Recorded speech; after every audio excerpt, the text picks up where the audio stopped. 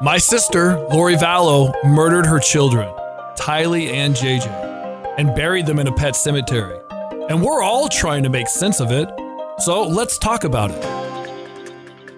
All right, welcome to another edition of our healing podcast. My name's Adam Cox. Next to me is my Uncle Rex, or we like to call him Grunkle Rex.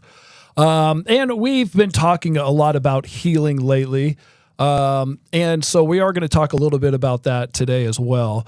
I will say this, that Rex has written a book called Create the Life That You Crave. And while I was reading certain chapters in that book, I've learned so much about your inner self-conscious and the things that we should really know about that. So we are going to talk a little bit about that today as well. I do want to mention this because people have asked about it. Rex and I have written a book. It is going to be coming out November 1st.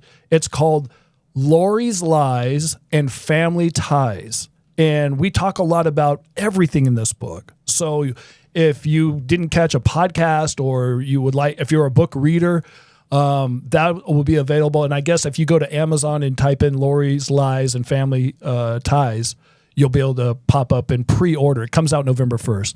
I want to mention that because that people have been asking about, well, when is your book coming out? So I wanted to mention that and backtrack of what I said in the last podcast. Rex has been a public speaker for a while. And so he's got a lot of things. He's a trainer. So he trains companies and people in companies to be better.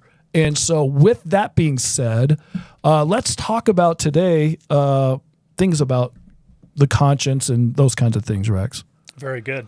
When I started training, it was out of college. I went into the Air Force, straight to pilot training, and then was selected to come back after pilot training to be an instructor pilot. Well, what are you teaching when you're teaching pilots? You're teaching natural law.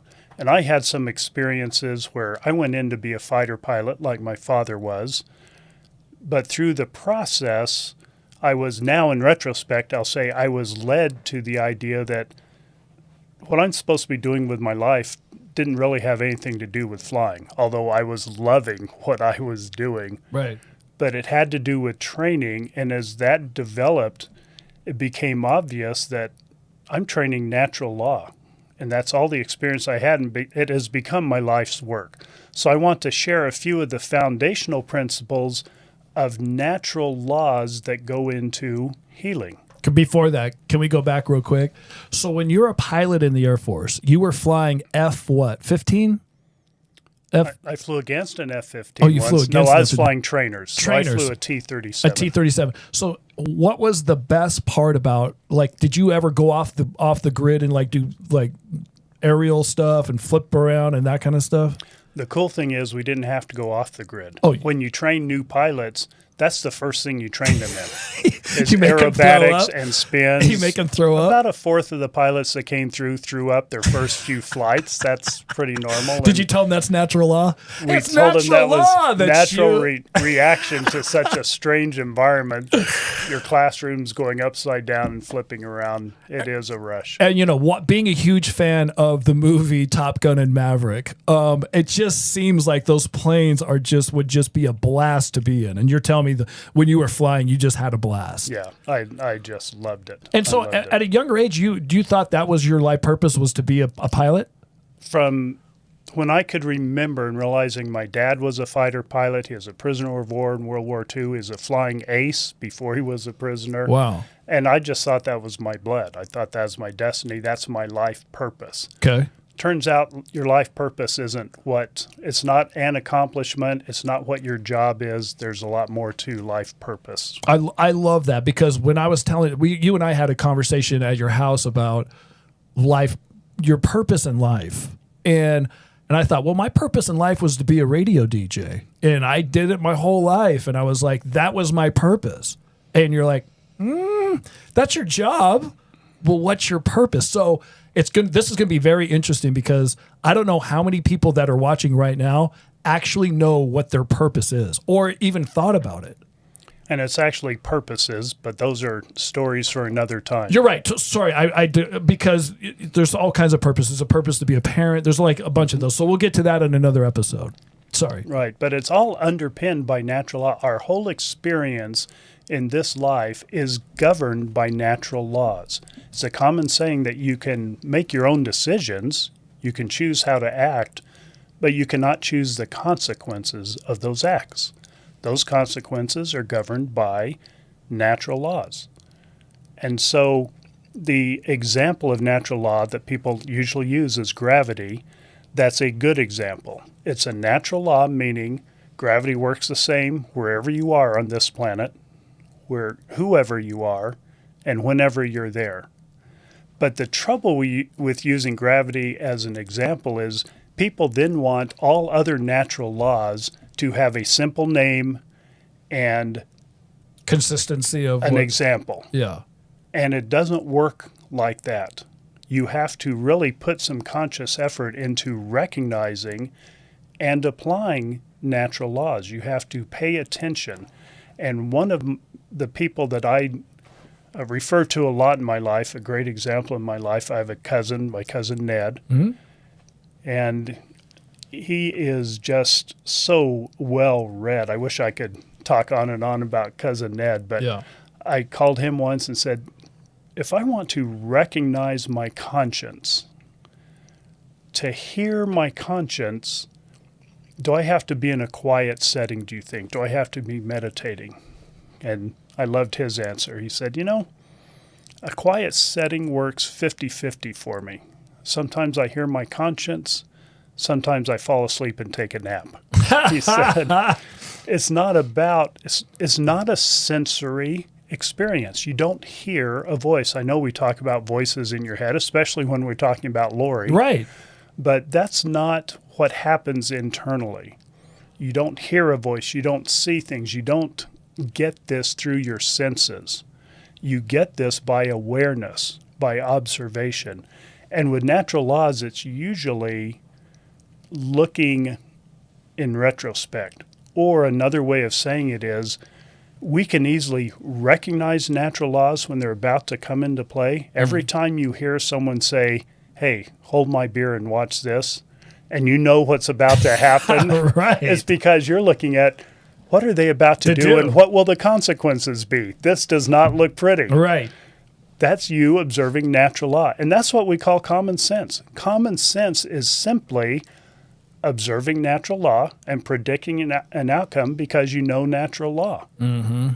So when we talk about common sense, that's it. We're talking about natural law. Now, how this relates to healing.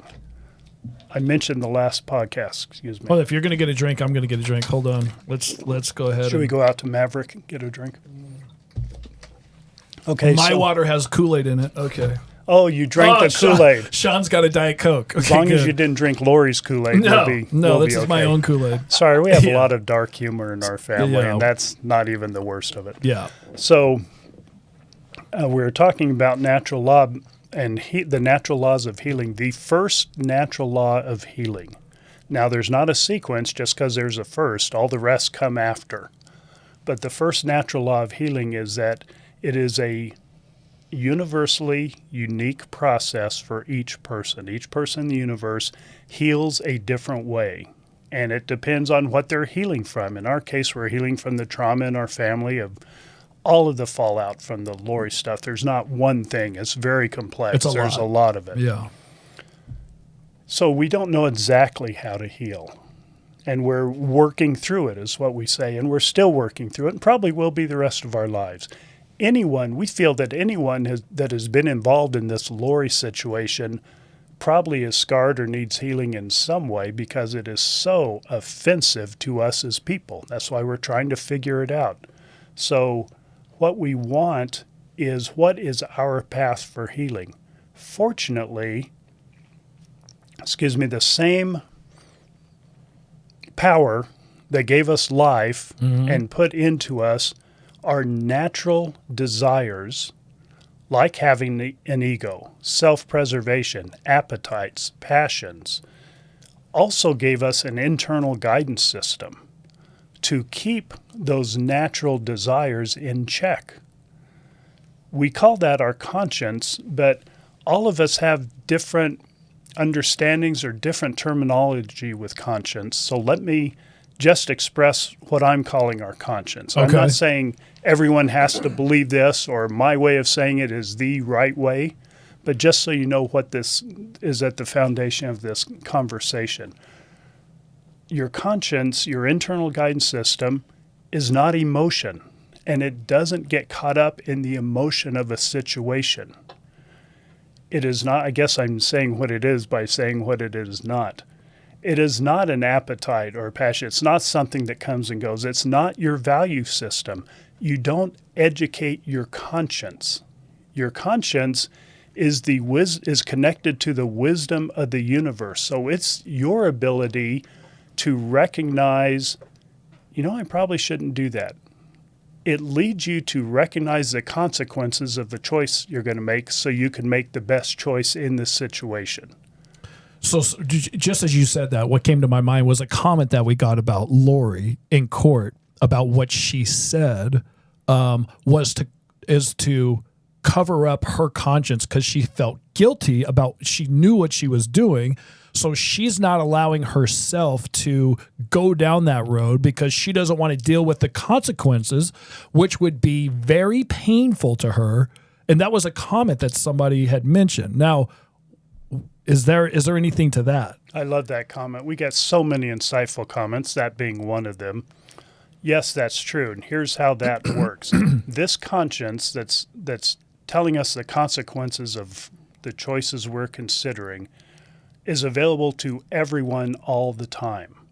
Not everyone listens to it all the time. In fact, and there I go using the word listen, which is a sensory word. Yeah. Not all of us are aware of our conscience want to be aware of it.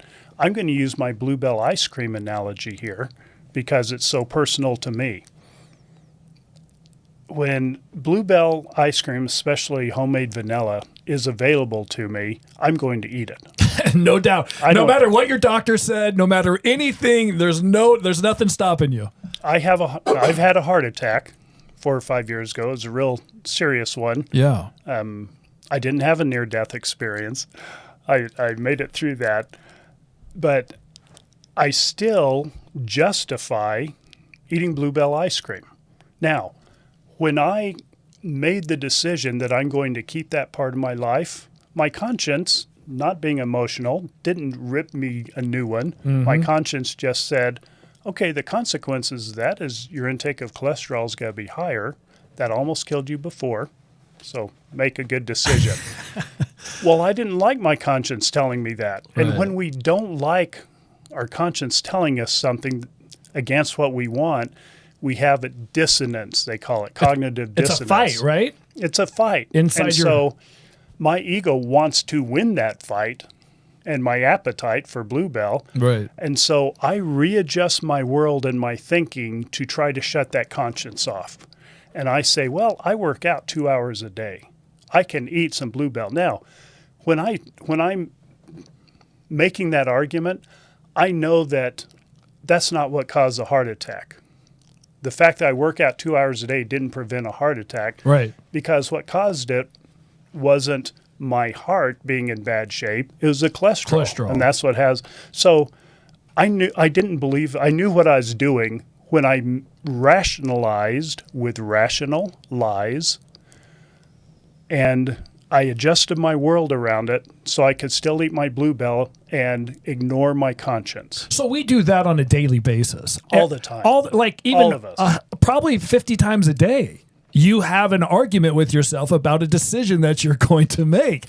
And so how do we go with the right decisions? Or you don't most of the time, right? Is it a 50-50? I don't need to answer that because we all know. We know how to do that. Sometimes we don't want to. Sometimes we do it and we feel good about it. Sometimes we don't do it and later we feel bad. We can all, right now, in our life, stop and think, when was the last time I did something that I knew I shouldn't have? Maybe it was driving here, maybe going too fast. Maybe it was saying something to someone that we shouldn't have said. Maybe it was something we drank, some entertainment we took in. Right. We all know. Oh, there's a great clip. We should have had this prepared for Which one? the podcast that just came to mind from Scent of a Woman. Oh, yeah. Al Pacino. Hoo-ha! Hoo-ah. I love Al that. Pacino, who was defending a young friend of his without going into Yeah. to all the detail. Now, he was a reprobate in his life. Yeah. He didn't make very many good decisions along the way. Yeah. But he was giving this stirring defense of his young friend. Oh, yeah. And he was, part of that was, and I recommend you go and look at this clip. He said, now I have come to the crossroads in my life. Right. I knew which path to take. Without exception, I knew. And I never took it. Oh, yeah. You know why? It was too damn hard. Sorry for the D word there. Yeah. But that's such a great clip. That's what happens in our life. Yep. Sometimes we just don't want to take that path. Sean's trying to pull up the clip, but it says there's an F-bomb in there too, I think, so to be careful. Well, several, so you have to go right to the clip. 'Cause Sean's like pulling up the thing, he's getting ready to play the clip. I'm like, maybe not. But I do like that. I do like the analogy, and I think that most of us, have these decisions to make every single day. And my thing is, like, when I make good decisions, like, I'll have a checklist of things to do during the day, and I write it on paper, and I have a box, and I check it off. At the end of the day, when I check off I was like, I made good decisions by doing all the things that I said I was going to do and made the decisions to do those. And when I check it off at the end of the day, and I was like, I checked off all my boxes, I felt good inside. So when I make the bad decisions, or like, I'm not going to do that or not do that, you have a weird, ugly feeling inside. So it depends on how you want to feel with the decisions you make. And even if you aren't structured like that.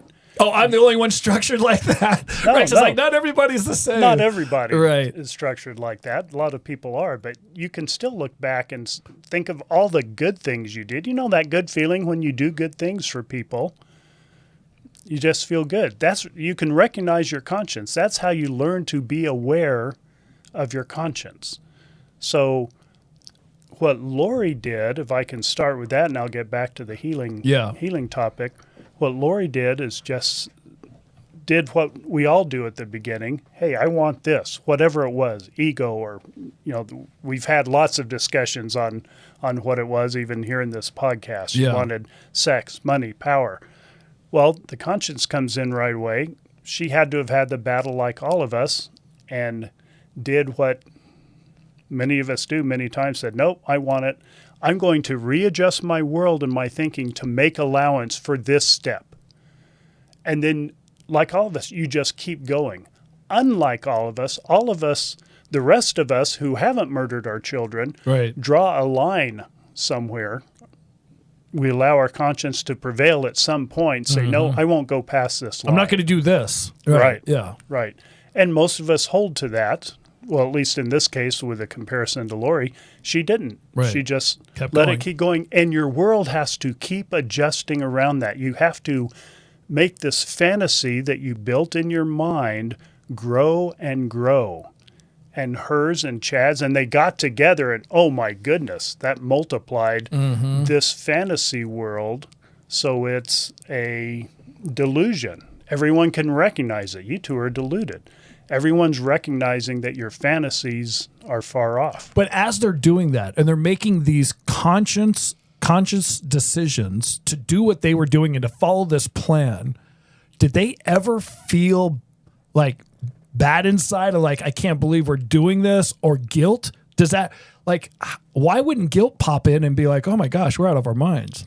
We don't know because we can't see into their hearts, but I believe every time they initially had a decision to take it further or to adjust their fantasy, their delusion further, they had that same battle of that we all have. Yeah. Hey, there is guilt there. Nope, I'm staying in my delusion. I think that here's one little glimpse of that. One of the investigators on Lori's defense team, we all got to talk with them. I got to talk with them a few times. They said when she read a letter from someone that was important to her, she read it, and for 1 second, it was pleading with her to tell the truth, that Chad's got to throw you under the bus, whatever it was saying. Right. And the investigator was in the room. She said for 1 second she could tell that got through. It was a glimpse. And when that was over, Lori squared her shoulders, said, "Nope, I'm not," and So was she made that decision right then and there. Right then. Yeah. But she felt it for a second, but then right back to the delusion. Yeah. And now what you were saying earlier, can you imagine if you've lived in that delusion and you've created these horrible, or you've done these horrible, horrible things? Can you imagine coming out of the delusion? What if you said, okay, I'm just going to listen now to my conscience, and you break away completely? How do you even stay in life? Well, she didn't, because when you heard what she read in court, that proved that she won't allow her conscience to, or she's not giving it any thought of what the consequences are of all this. She's avoiding it, completely avoiding it. So I believe when you're into your delusion, people say, well, Lori believed what she was saying. Yes, when you're in the delusion, you believe the fantasy or the delusion that you created. But putting that crap in there, when we said they were just making up crap as they went, the zombies and all that. Dark spirits, light spirits. And that's crap when you put it in. But once it's in there, you are committed to it. Like Alex was committed to it. Oh, for sure. And now that's the story. But when you put it in there, you knew you were making up crap. So that's why I say, yeah, they knew what they were doing was wrong at one point, but when they committed to it, then it just fit into their delusion. Well, that's how the natural laws work. We let the natural process, and they had the same natural process we all have. They let it go where they chose for it to go. And that's why I said the last podcast, the blood is on their hands, those three people. Mm-hmm. They're the ones that perpetrated all of that. Anyone else that can affect it, and who knows, all the people that did affect it and maybe avoided much worse situations. We don't know that, but we know they're guilty for that. Now, as far as healing, those same factors are the natural parts of ourself are involved in healing. In that, we have an internal guidance system that is good for us individually, that's always available, and will always give us whatever you feel the source is. I'll say the wisdom of the universe will always give us wisdom, will always show us the consequences of the path and make it clear what's going to be in our best interest. Make it clear what we truly want. See, I say I truly want Bluebell ice cream. My conscience would point out to me, no, you want to be healthy in your life so you can enjoy the relationships you're enjoying, so you can give the contributions you're giving. That's what you really want. Mm-hmm. You want that a lot more than you want Bluebell. And I say, you're right.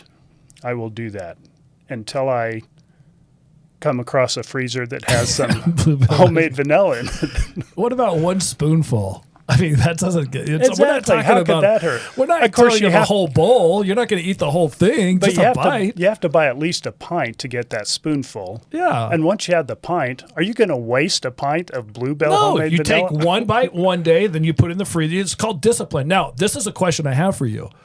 Discipline is a huge thing that most of us have a problem with. Don't like it because it's too hard. I know, but discipline is part of your conscience, right? Mm-hmm. Because you have to have discipline to listen to your conscience and your self-guidance system. But a lot of us, if you don't have a lot of discipline or learn to have discipline, self-discipline, then you're going to be in a lot of trouble a lot of times. Definitely. But let me point out, discipline doesn't guide your conscience or doesn't depend on your conscience. Your conscience points you in the direction of discipline. Oh, it and tells then lets you decide. Okay, gotcha. Okay. It never tells us what we have to do. It just makes it obvious that the choice we have is stupid. You're right. You've made some really bad. About to make. We're about to make some bad, and we've all been there before. I'm about to make a bad decision, and I'm still going to make it because I want that. And you do it, and then you pay whatever the consequences are. Sometimes they're not that bad. Sometimes they're terrible. So back to the healing. Yeah. I want to make sure we. Sorry, this podcast is about healing. It is, and I derail our podcast all the time. Sorry, but it doesn't make sense. What I'm about to say doesn't make sense unless you have a grasp on how your conscience guides you, because that's the first law. Healing is so individual. Even yours and mine, we see things the same. We have similar backgrounds, similar DNA, but our paths are very different. Mm-hmm. And you need to be able to identify your individual path, and it won't always come to your mind. I'm not saying your conscience is limited, but our ability to draw on it is limited because it translates into our reasoning, and our reasoning is limited by our life experience, our understanding, our knowledge. A lot of limitations right there. Yeah. And so that's why we need each other. That's why talking about it with the right people. And, there are a lot of people that aren't on this podcast that listen to us a couple times, said, I don't want to hear them for whatever reason. Mm-hmm. More power to them to go get the healing wherever they can find it. What we were doing wasn't providing it. So more power to them. Right. Or maybe you need a lot of different people. But my point is, rely on your internal guidance to tell you with what you have available, whether it's podcasts, counselors, situations, relationships, which relationships are helpful and positive, healthy and positive. That's where I was trying to get. Yeah. Which are healthy, which are unhealthy. So you can make the choice to distance yourself from the unhealthy. Because, and let me say a word about this too, it's so important. Because we're talking about family members a lot here. Mm-hmm. And so you're talking about love.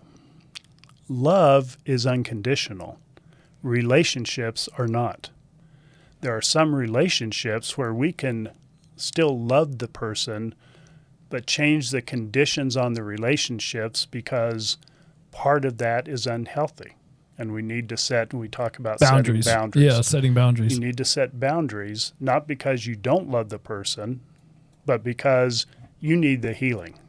And your conscience is telling you need the healing. That relationship isn't good. Well, I love them. Good. Love them from a distance. Mm-hmm. But you can't, that's why people resist other people telling them that.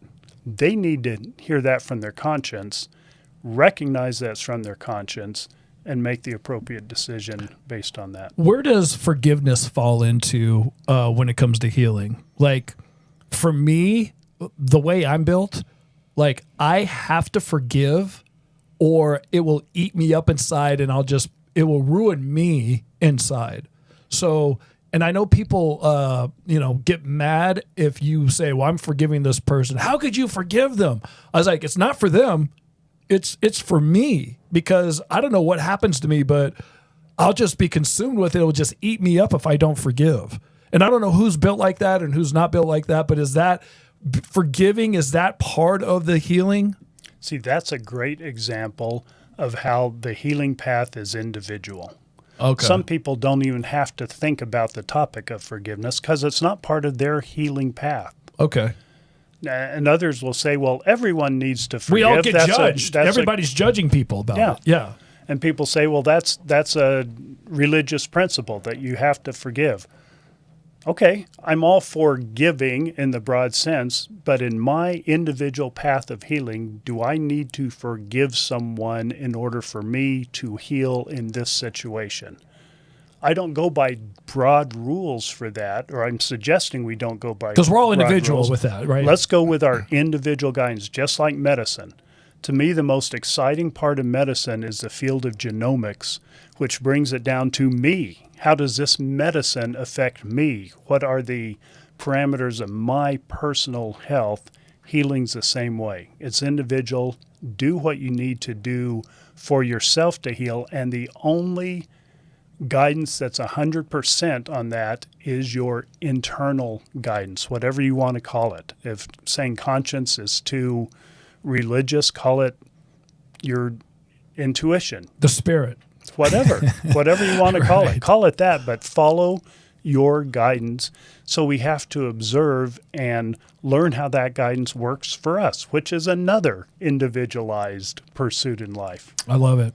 Well, listen, thank you guys for hanging out with us. We'd love to hear your comments on maybe how you healed, things that you've done that we can all learn from. We're about learning, helping, and hope and healing. All those words that start with an H. We're all about the them. H words. We're all about the H words. This has been Tylee and JJ's Silver Linings Podcast. Your input is helping us make sense of this. We encourage your comments on our Facebook page or email Tylee and JJ Silver Linings at gmail.com.